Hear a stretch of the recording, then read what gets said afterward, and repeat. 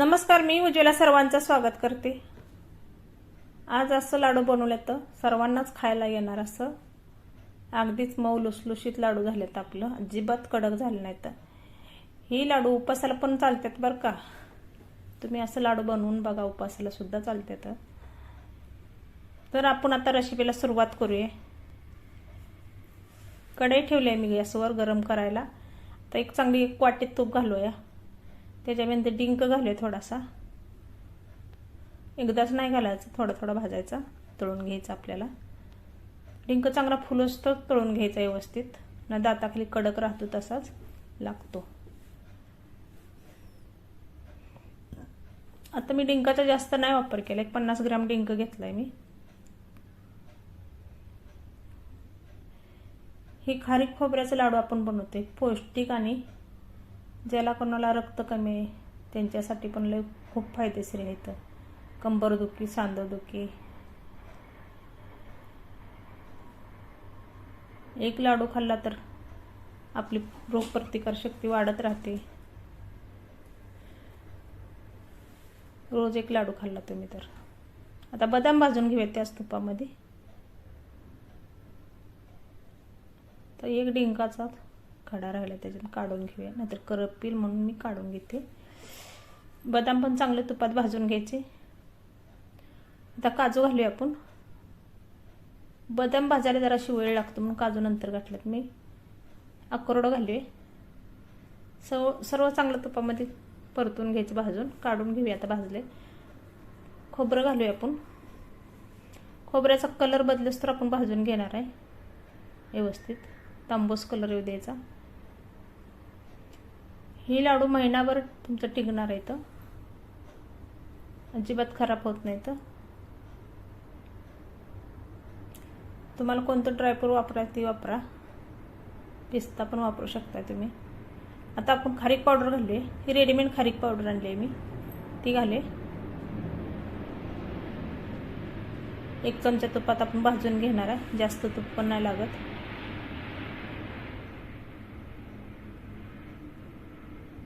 आपले तर जास्त भाजायचे नाही, थोडीशी भाजून थंड करायला ठेवले सर्व। आता वाटून घेणार आहे मिक्सरमधून सर्व बदाम काजू। आता आपण वाटून घेतले, काढून घेऊया। त्याच भांड्यात आपण आता खोबरं बारीक करणार आहे।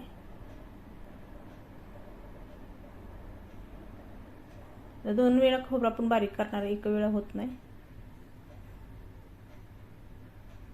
अशा पद्धतीने बारीक करून घ्यायचं।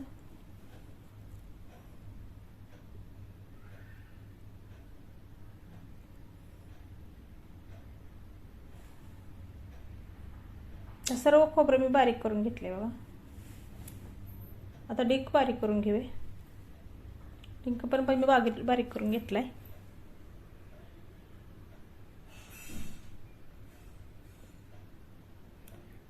ही लाडू कोण घरात डिलिव्हरी झाले त्यांना पण चालतात बघा। आता आपण खारीक पावडर मिक्स करून घेऊया, एक जीव करून घ्यायची। 2 चमचे मी सुंठ पावडर टाकले। आणि आता जायफळ किसून घेऊया आपण थोडंसं। सुंठ पावडर जायफळामुळे खूप टेस्टी येते।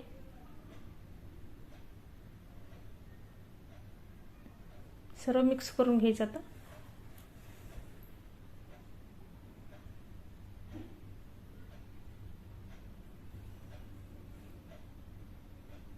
अशा पद्धतीने मिक्स करून घेऊया आपण। आता मी काळं मनुकं घेतलं। तर काळं मनुकं पण खूप आपल्या शरीराला फायदेशीर आहे आणि पौष्टिक आहे, चांगलं व्यवस्थित। आता परत तूप घालूया आपण कढईमध्ये थोडंसं, 1 चमच्यावर।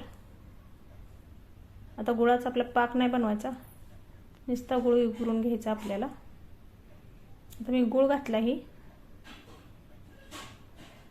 गुळ आपण आता ही चिरून घेतलेला गुळ आहे। 2 चमचे पाणी होते आपण। गुळ विरघळल्यानंतर कडक होणार नाही म्हणून पाणी वापरायचं थोडंसं। गुळाच्या याच्यामध्ये पाणी पण राहत नाही, ते सर्व निघून जाते। आता आपण या मिश्रणमध्ये गुळाचा पाक ओतून घेऊया।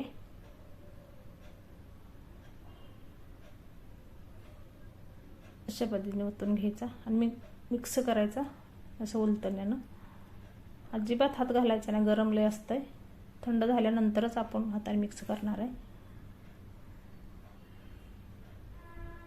तर थंड झालंय म्हणून मी हाताने उलटणच काढून घेते. थोडं थोडं बघून थंड झालं का आपण मिक्स करून घेणार आहे.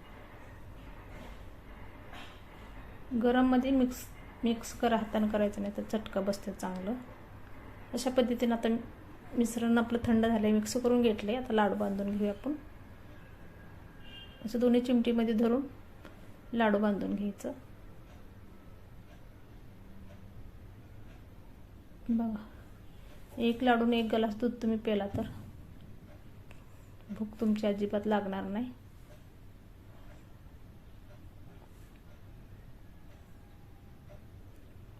अशा पद्धतीने आता लाडू आपण बांधून घेणार आहे.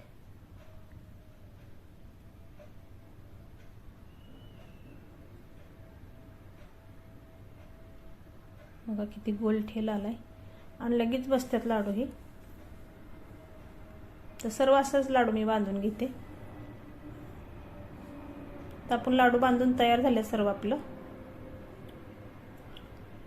तर मांडून घेऊया ताटामध्ये. बघा काय भारी दिसते आता, खूप सुंदर झाल्यात आणि चवीला तर अप्रतिम झाल्यात. नक्की करून बघा तुम्ही. रेसिपी आवडली लाईक करा, सबस्क्राईब करा.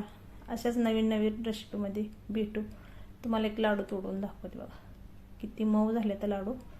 सर्वांना खायला येईल असं लाडू बनवले.